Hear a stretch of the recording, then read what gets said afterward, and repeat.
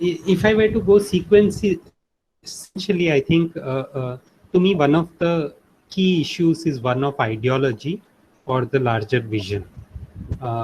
And when I say ideology or larger vision, it is not so much about the idea or the concept of a project, but something that comes before the project, right? I mean, if you look at all great architects, work of architecture, they have a larger sort of goal that they are going for, like Corbusier's 5 points of architecture, which is like a response to his interpretation of what society was going on at that point in time, and how to deal with it. And I find that the way architectural education is currently structured, it doesn't allow that ideology to consciously develop. I'm not saying that it does not develop. Of course, students are always thinking. We as students were always thinking.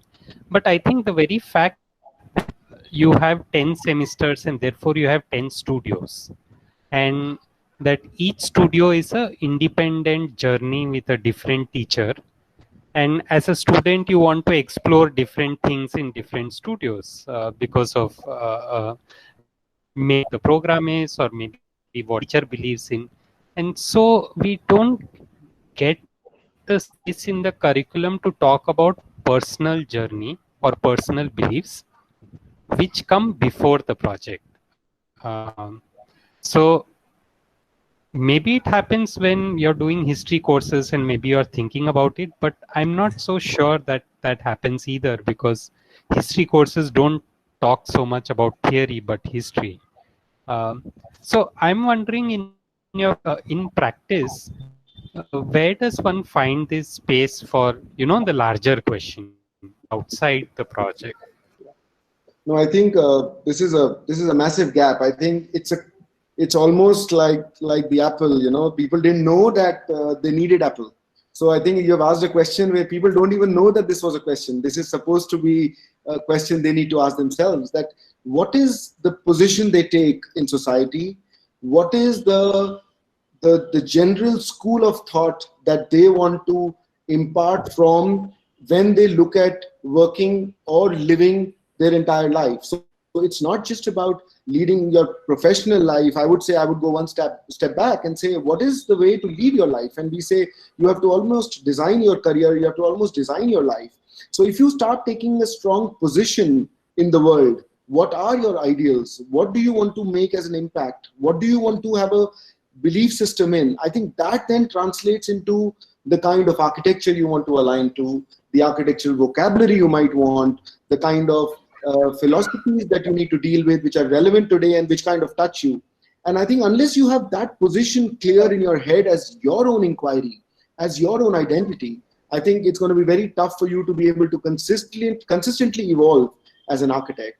So even if somebody asks me, like just now, I was kind of giving my introduction, to me, it's this constant inquiry of what is relevant, what is contemporary, with its rooted based in India as far as my work is concerned.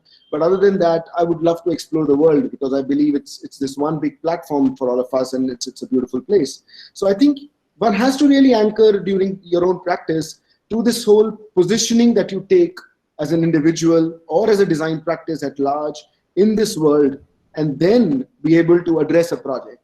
And like you said, I don't think the kind of project, the nature of client, I don't think these have any impact with that. That's talking to you. So you will respond in that particular language. But unless your position is clear, the consistency in your journey is not going to be there.